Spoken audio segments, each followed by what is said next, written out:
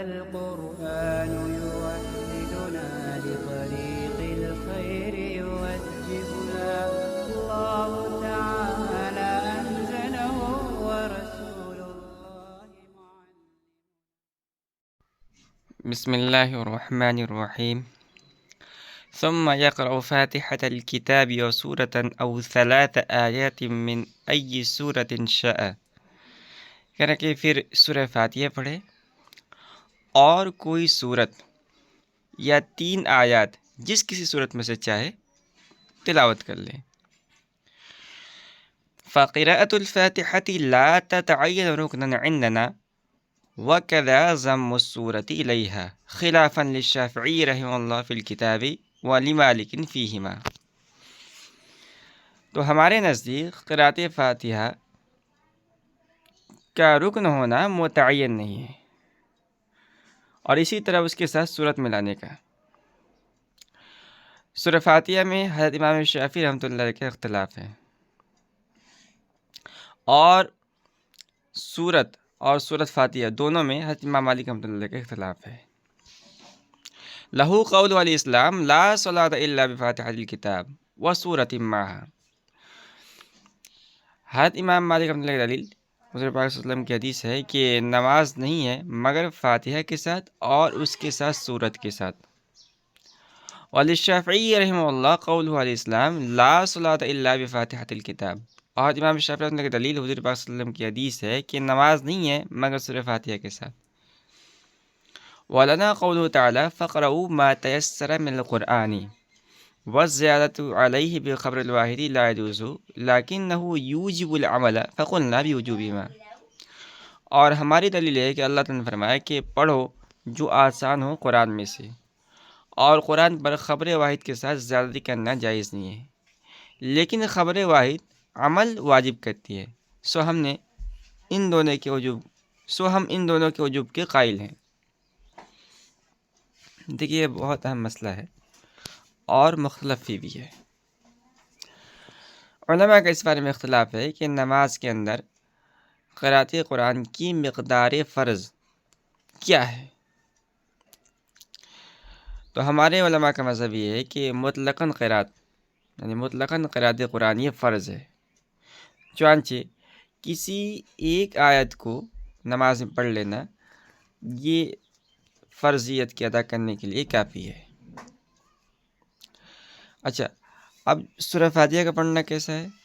تو سورہ فاتحہ کا پڑھنا اور اسی طرح اس کے ساتھ سورت کا ملانا یہ دونوں ہمارے نزدیک فرائض میں سے نہیں ہے، نماز کے واجبات میں سے ہے. حضرت امام شافعی اللہ فرماتے ہیں کہ سورہ فاتحہ کا پڑھنا، اور حضرت امام مالک اللہ فرماتے ہیں کہ سورہ فاتحہ کا پڑھنا اور اس کے ساتھ سورت کا ملانا یہ دونوں فرض ہے، نماز کے ارکان میں سے ایک رکن ہے. حضرت امام مالک کی دلیل حضور صلی اللہ علیہ وسلم کا حدیث ہے لا صلاۃ الا بفاتحۃ الکتاب وسورۃ معها، یعنی بغیر سورہ فاتحہ اور اس کے ساتھ سورت کے ملائے بغیر نماز نہیں ہوتی ہے، اور ظاہر ہے کہ شان فرض کی ہوتی ہے. حضرت امام شافعی رحمۃ اللہ کی دلیل ہے، یہ حدیث ہے لا صلاۃ الا بفاتحۃ الکتاب، لیکن اس حدیث میں صرف اتنا پہ اکتفا کیا گیا ہے، یعنی سورہ فاتحہ بغیر نماز نہیں ہوتی ہے. مصنف فرماتا ہے کہ ہماری دلیل قرآن کریم کی آیت ہے فَقْرَؤُوا مَا تَيَسَّرَ مِنَ الْقُرْآنِ. اس آیت سے اس طور پر استدلال ہوگا کہ جو باری نے فرمایا کہ ما تیسر من القرآن یہ مطلق ہے، اور قاعدہ ہے کہ المطلق یجری علی اطلاقہ. تو جس ادنا مقدار پر قرآن ہونا صادق ہے اس کا پڑھنا نماز کے اندر فرض ہوگا. حضرت مالک اور امام شافعی کی دلیل کی جواب یہ ہے کہ ان دونوں حضرات کی پیش کردہ روایت یہ خبر واحد ہے، اور خبر واحد یہ مفید ظن ہوتی ہے. اور اصول فقہ میں بات مذکور ہے کہ رکن یہ دلیل قطعی سے ثابت ہوتا ہے، دلیل ظنی ثابت نہیں ہوتا ہے. البتہ دلیل ظنی عمل واجب کرتی ہے، اس لیے ہمارے علماء نے کہا کہ دونوں نماز کے واجبات میں سے ہیں. اور چونکہ خبر واحد کے ذریعے کتاب اللہ پر زیادتی نہیں کی جا سکتی ہے، اس لیے ان احادیث سے کتاب اللہ یعنی فقرؤوا ما تیسر من القرآن پر زیادتی بھی نہیں کی جا سکتی ہے. خلاصہ ہے کہ دونوں نماز کے واجبات میں سے، فرائض میں سے نہیں. وَإِذَا قَالَ الْإِمَامُ وَلَا الضَّالِّينَ قَالَ آمِينَ وَيَقُولُهَا الْمُؤْتَمُّ لِقَوْلِهِ علیہ السلام اذا امن الامام فامنوا، اور جب امام ولا الضالین کہے تو خود آمین کہے اور مقتدی بھی آمین کہے، کیونکہ حضور صلی اللہ علیہ وسلم نے ارشاد فرمایا کہ جب امام آمین کہے تو تم بھی آمین کہو۔ ولا متمسک لمالک فی قول علیہ السلام اذا قال الامام ولا الضالین فقولوا آمین من حیث القسمت لانه قال فی آخرہ فان الامام یقولها۔ اور امام مالک رحمۃ اللہ علیہ کا حضور پاک صلی اللہ علیہ وسلم کی اس فرمان میں کہ اذا قال الامام ولا الضالین فقولوا آمین میں تقسیم کے اعتبار سے کوئی استدلال نہیں ہے، اس لیے کہ حضور صلی اللہ علیہ وسلم نے اس حدیث کے آخر میں فرمایا کہ فإن الامام یقولها، یعنی امام بھی اس کو کہے گا۔ دیکھیے نماز کا مکمل طریقہ مصنف بیان فرما رہے ہیں۔ تو سب سے پہلے سورہ فاتحہ کی جو حیثیت ہے فرض یا واجب کی، اس کو مصنف نے بیان فرمایا۔ اب جب مقتدی یعنی امام یا منفرد نماز پڑھتے ہوئے سورہ فاتحہ پڑھ چکا ہے تو اب کیا کہے گا؟ فرماتے ہیں کہ سورہ فاتحہ کے ختم پر جب امام اگر جماعت کے ساتھ نماز پڑھ رہا ہے ولا الضالین کہے تو امام اور مقتدی دونوں کو آمین کہنا چاہیے۔ یہ مسئلہ ہمارے نزدیک ہے۔ حضرت امام مالک رحمۃ اللہ فرماتے ہیں کہ مقتدی صرف آمین کہے گا، امام آمین نہیں کہے گا۔ امام مالک رحمۃ اللہ کی دلیل ہے کہ حضور پاک صلی اللہ علیہ وسلم نے ارشاد فرمایا کہ اذا قال الامام ولا الضالین فقولوا آمین۔ یہ مسلم شریف کی حدیث ہے اور پوری حدیث کچھ یوں ہے کہ انما جعل الامام لیؤتم به فلا تختلفوا علیہ فاذا کبر فکبروا واذا قرأ فانصتوا واذا قال ولا الضالین فقولوا آمین۔ یعنی آپ نے ارشاد فرمایا کہ امام تو اس لیے بنایا گیا ہے کہ اس کی اقتداء کی جائے، لہذا تم اس سے اختلاف مت کرو۔ تو جب وہ تکبیر کہے تو تم تکبیر کہو، اور جب وہ پڑھے تو تم خاموش رہو، اور جب وہ الضالین کہے تو تم آمین کہو۔ حضرت امام مالک رحمۃ اللہ علیہ اس حدیث سے اس طور پر استدلال کرتے ہیں کہ حضور صلی اللہ علیہ وسلم نے تقسیم فرمائی ہے، چنانچہ امام کے حصے میں قرأت کا اہتمام ہے اور مقتدی کے حصے میں آمین کہنا ہے، اور چونکہ تقسیم یہ شرکت کے منافی ہے اس لیے آمین کہنے میں امام اور مقتدی دونوں شریک نہیں ہوں گے۔ مصنف فرماتے ہیں کہ ہماری دلیل حدیث ہے کہ اذا امن امام فامنوا فانه من وافق تامینه تامین الملائکۃ غفر له ما تقدم من ذنبه۔ یعنی آپ نے ارشاد فرمایا کہ جب امام آمین کہے تو تم بھی آمین کہو، کیونکہ جس کا آمین کہنا موافق پڑے ملائکہ کے آمین کہنے کے، اس کے پچھلے گناہ بخش دیے جائیں گے۔ اور حضرت امام مالک رحمۃ اللہ علیہ پیش کردہ حدیث کا جواب ہے کہ اس حدیث کے آخر میں ہے کہ فإن الامام یقولها، یعنی امام بھی آمین کہے۔ تو معلوم ہوا کہ اس حدیث میں تقسیم اور بٹوارہ مراد نہیں بلکہ شرکت مراد ہے۔ قال ويخفونها لما روينا من حديث ابن مسعود رضي الله عنه ولأنه دعاء فيكون مبناه على الإخفاء والمد والقصر فيه وجهان والتشديد فيه خطأ فاحش۔ صاحب کتاب فرماتے ہیں کہ یہ سب لوگ آمین کو آہستہ کہیں گے، حضرت عبداللہ بن مسعود رضی اللہ عنہ کی حدیث کی وجہ سے جو ہم نے روایت کی ہے، اور اس وجہ سے بھی کہ آمین دعا ہے لہذا اس بنا پر اخفا ہوگی، اور آمین میں مد اور قصر دونوں شکلیں ہیں، اور تشدید اس میں فاحش غلطی ہے۔ دیکھیں ہمارے نزدیک امام اور مقتدی سب کے لیے آمین آہستہ کہنا مسنون ہے۔ ہر امام شافعی رحمۃ اللہ علیہ آمین مل جہر کے قائل ہیں، اور امام شافعی رحمۃ اللہ کی دلیل ابو داود میں حضرت وائل بن حجر رضی اللہ عنہ کا حدیث ہے کہ کان رسول اللہ صلی اللہ علیہ وسلم اذا قرأ ولا الضالین قال آمین ورفع بها صوته، اور ترمذی میں ورفع بها صوته کی جگہ ومد بها صوته کا اضافہ ہے۔ یعنی حدیث کا مطلب ہے کہ جب رسول اللہ صلی اللہ علیہ وسلم آمین کہتے یعنی ولا الضالین کہتے تو آمین کہتے، اور آپ آمین کے ساتھ اپنی آواز کو بلند کہتے۔ ہماری دلیل حضرت عبداللہ بن مسعود رضی اللہ عنہ کی وہ حدیث ہے جو سابق میں چل چکی ہے کہ اربع یخفیہن الامام التعوذ و بسم اللہ الرحمن الرحیم و اللہم ربنا لک الحمد و آمین۔ دوسری دلیل ہے کہ آمین یہ استجب کے معنی میں ہے، یعنی دعا ہے، اور دعا میں اخفا ہے، یعنی دعا کے اندر اخفا افضل ہے، کیونکہ اللہ نے فرمایا نا کہ ادعوا ربکم تضرعا وخفیہ، اس لیے آمین میں اخفا مسنون ہوگا۔ اور حضرت امام شافعی رحمۃ اللہ علیہ کی طرف سے پیش کردہ حدیث کا جواب یہ ہے کہ علقمہ بن وائل نے اپنے باپ سے جو روایت کی ہے اس میں وخفض به صوتہ کے الفاظ ہیں، یعنی اپنی آواز کو آپ نے پست کیا، تو تعارض کی وجہ سے حضرت وائل کی دونوں روایتیں یہ ناقابل استدلال ہوں گی۔ مثلاً فرماتے ہیں کہ آمین کے الف میں مد اور قصر دونوں شکلیں جائز ہیں، اور آمین کے میم کو مشدد پڑھنا یہ فاحش غلطی ہے، اور بعض فقہا کے نزدیک تو مفسد صلاۃ بھی ہے۔ قال ثم يكبر ويركع وفي الجامع الصغير ويكبر مع الانحطاط، فرماتے ہیں کہ پھر تکبیر کہے اور رکوع کرے، اور جامع صغیر میں ہے کہ تکبیر کہے جھکاؤ کے ساتھ، لأن النبی علیہ السلام یکبر عند کل خفض ورفع، اس لیے کہ حضور پاک صلی اللہ علیہ وسلم تکبیر کہتے ہر جھکاؤ اور اٹھاؤ کے وقت۔ ويحسب التكبير حسبا لأن المد في أوله خطأ من حيث الدين لكونه استفهاما وفي آخره لحن من حيث اللغة، اور تکبیر کو خوب اچھی طرح کہے، کیونکہ اول تکبیر مد کرنا از راہ دین خطا ہے، اس لیے کہ وہ استفہام ہے، اور تکبیر کے آخر میں مد کرنا از راہ لغت لحن ہے۔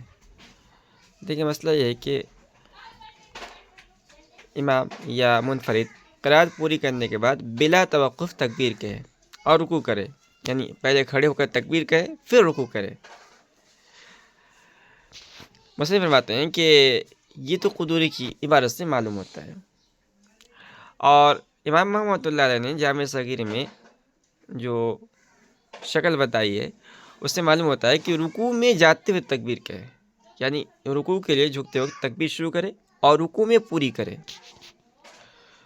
اور دلیل ہے کہ حضور صلی اللہ علیہ وسلم تکبیر کیا کہتے تھے ہر جھکاؤ اور اٹھاؤ کے وقت۔ یہ حدیث ہے حضرت عبداللہ مسعود رضی اللہ عنہ کی کہ کان یکبر فی کل خفض ورفع وقیام وقعود، یعنی رسول اللہ صلی اللہ علیہ وسلم تکبیر کہا کرتے تھے ہر جھکاؤ اور اٹھاؤ اور کھڑے ہونے اور بیٹھنے کے وقت۔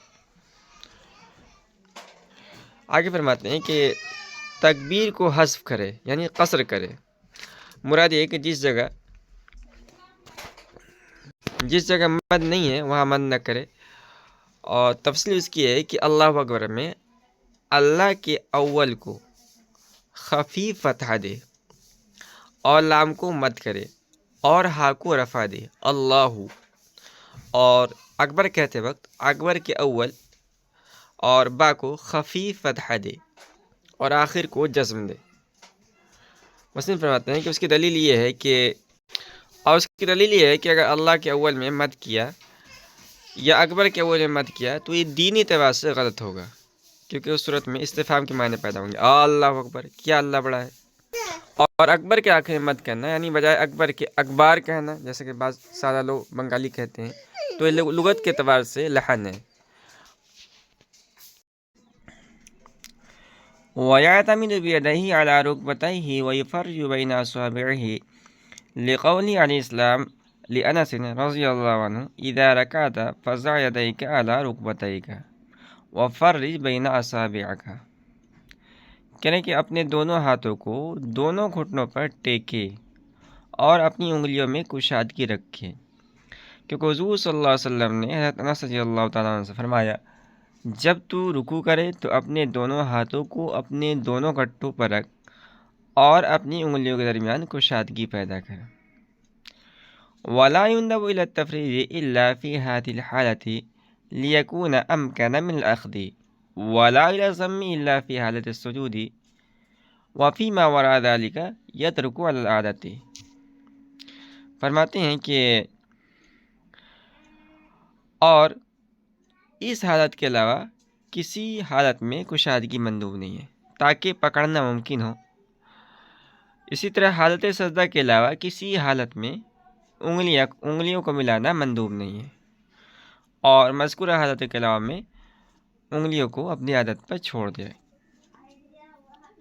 وَيَبْسُطُ ظَهْرَهُ لِأَنَّ النَّبِيَّ اسلام كَانَ إِذَا رَكَعَ بَسَطَ ظَهْرَهُ، اور ہموار رکھے اپنی پیٹھ کو، اس لیے کہ حضور صلی اللہ علیہ وسلم جب رکوع کرتے تو پیٹھ کو برابر ہموار کرتے تھے۔ وَلَا يَرْفَعُ رَأْسَهُ وَلَا يَنكُسُهُ، اور سر کو نہ اٹھائے اور نہ جھکائے، لِأَنَّ النَّبِيَّ اسلام كَانَ إِذَا رَكَعَ لَا يُسَوِّرُ رَأْسَهُ وَلَا يَقْنَعُ، اس لیے کہ حضور صلی اللہ علیہ وسلم جب رکوع کرتے تو اپنا سر کو نہ جھکاتے تھے اور نہ اٹھاتے تھے۔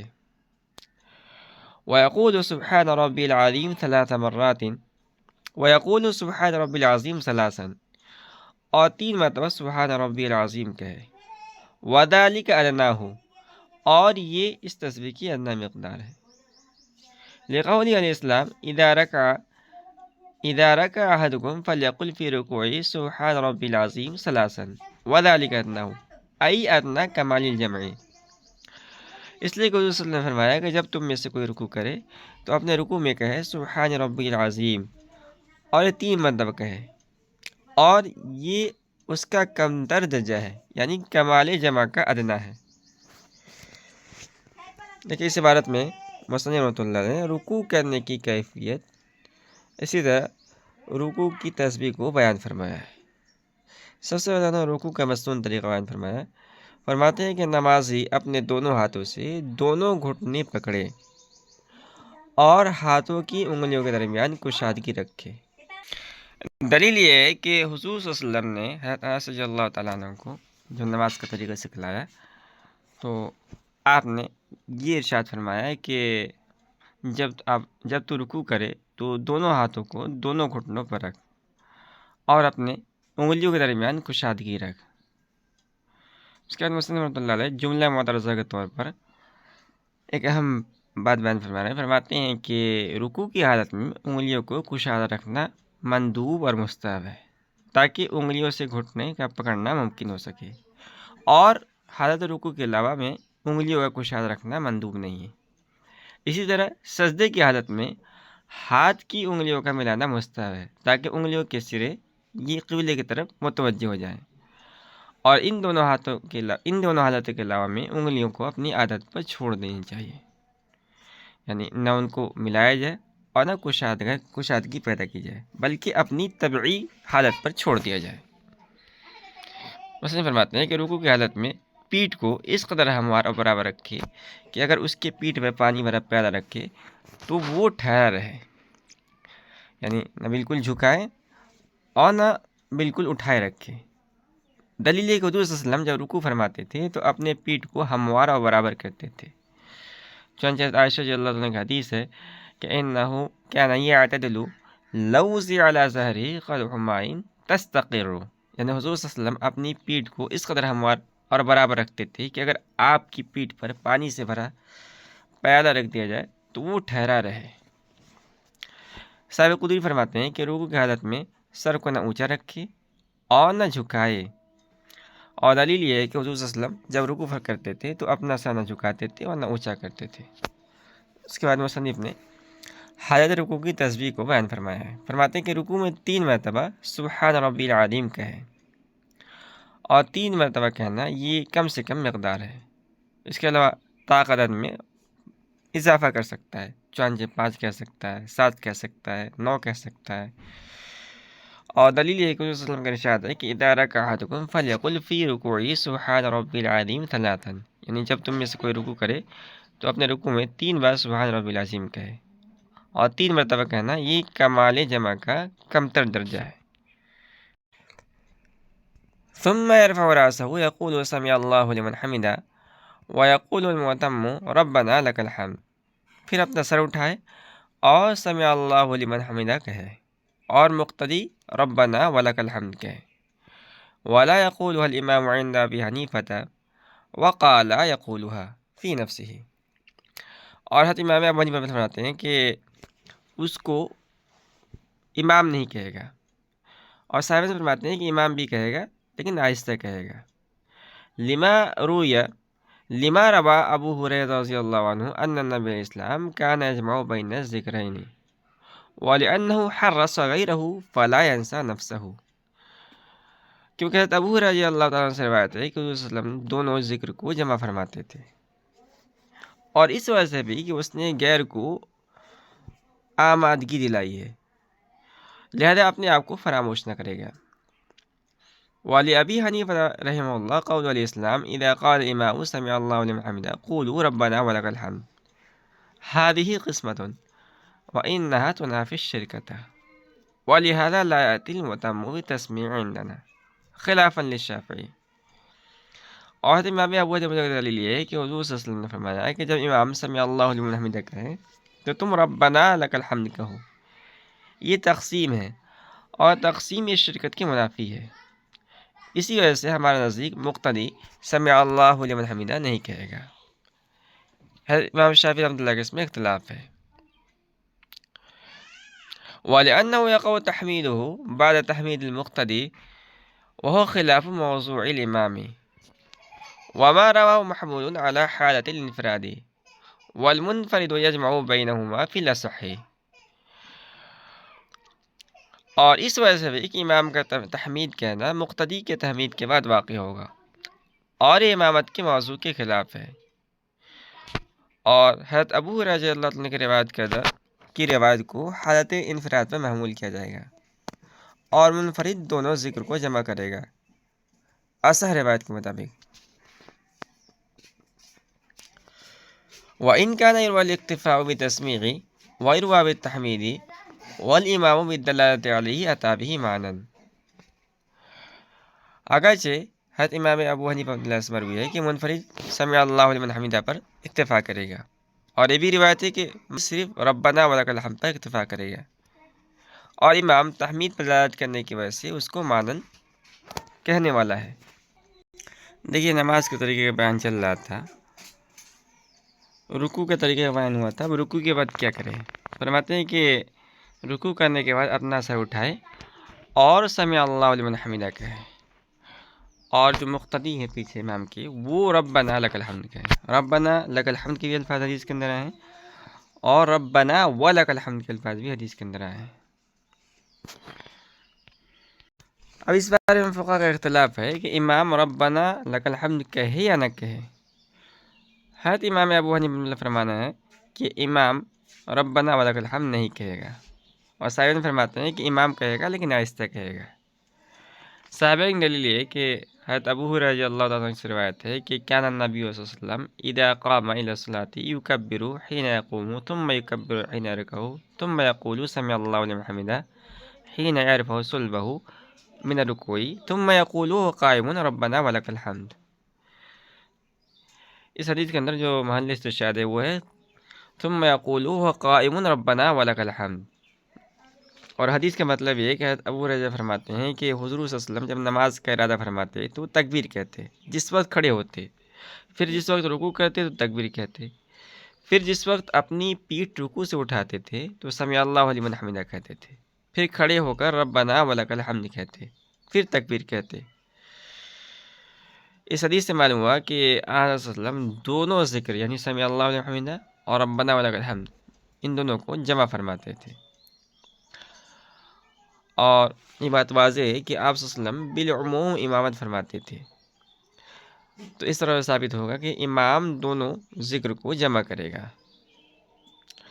عقلی دلیل یہ ہے کہ امام جو ہے وہ سمع اللہ لمن حمدہ کہہ کر جو دوسرے مقتدی ہیں ان کو دعوت دے رہا ہے، ابھار رہا ہے کہ اللہ کے ذکر کرو، لہذا وہ اپنے آپ کو ہی فراموش نہ کرے گا۔ یعنی جب امام یہ کہہ رہا ہے کہ جس نے اللہ کی حمد کی اللہ تعالیٰ نے اس کی تعریف سنی، تو اس کا مقصود یہ ہے کہ ایسا ضرور کرے، سب لوگ کریں ایسا، دوسرے کو دعوت دے رہا ہے تو وہ خود بھی کرے گا۔ حضرت امام ابو حنیفہ کا دلیل ہے کہ حضور صلی اللہ علیہ وسلم کا ارشاد ہے کہ اذا قال الامام سمع اللہ لمن حمدہ فقولوا ربنا لک الحمد، یعنی جب امام سمع اللہ لمن حمدہ کہے تو مقتدی کہیں گے ربنا ولک الحمد۔ اس حدیث سے اس طور پر استدلال کیا جائے کہ حضور صلی اللہ علیہ وسلم نے امام اور مقتدی کے درمیان تقسیم فرمائی ہے کہ امام سمیع اللہ لمن حمدہ کہے گا اور مقتدی تحمید یعنی ربنا ولک الحمد کہیں گے۔ اور یہ بات ماقبل میں آ چکی ہے، تقسیم شرکت کی منافی ہے، اور یہ وجہ ہے کہ امام تحمید کے اندر مقتدی کے ساتھ شریک نہیں ہوگا۔ مسلم فرماتے ہیں کہ یہی وجہ ہے کہ ہمارے نزدیک مقتدی سمیع اللہ لمن حمدہ نہیں کہے گا، اگرچہ اس میں حضرت امام شافعی رحمۃ اللہ کا اختلاف ہے۔ اور عقلی دلیل ہے کہ امام جب ربنا ولک الحمد کہے گا تو اس کی یہ تحمید مقتدی کے تحمید کے بعد واقع ہوگی، کیونکہ مقتدی ربنا ولک الحمد اس وقت کہے گا جب امام سمیع اللہ لمن حمدہ کہے گا، اور اس طرح بلا شبہ امام کا ربنا لک الحمد کہنا یہ مقتدی کے ربنا لک الحمد کہنے کے بعد واقع ہوگا، اور یہ بات امامت کے موضوع کے خلاف ہے، کیونکہ امام کو پہلے کہنا چاہیے تھا اور مقتدی کو بعد میں کہنا چاہیے تھا۔ یہ امامت اس بات کا تقاضا کرتا ہے، اور یہ معاملہ اس کے برعکس ہے۔ مسلم فرماتے ہیں کہ صاحبین کی پیش کردہ حدیث یعنی حضرت ابو ہریرہ رضی اللہ عنہ کی جو حدیث ہے اس کا جواب یہ ہے کہ یہ حدیث حالت انفراد پہ معمول ہے، اور اصح قول کے مطابق منفرد کا حکم یہ ہے کہ وہ دونوں ذکروں کو جمع کرے گا۔ اگرچہ امام صاحب سے بھی روایت ہے کہ منفرد یہ صرف سمیع اللہ لمن حمدہ پر اکتفا کرے گا، اور یہ بھی روایت ہے کہ منفرد صرف ربنا ولک الحمد کرے گا۔ اور جو عقلی دلیل پیش کی گئی تھی اس کا جواب یہ ہے کہ امام نے سمیع اللہ لمن حمدہ کہا تو اس نے مقتدیوں کو ربنا ولک الحمد کہنے پر آمادہ کیا، اور حدیث کے اندر آیا ہے کہ الدال علی الخیر کفاعلہ، تو اس کے مطابق گویا امام بھی معنن اس ذکر کو ادا کرنے والا ہے۔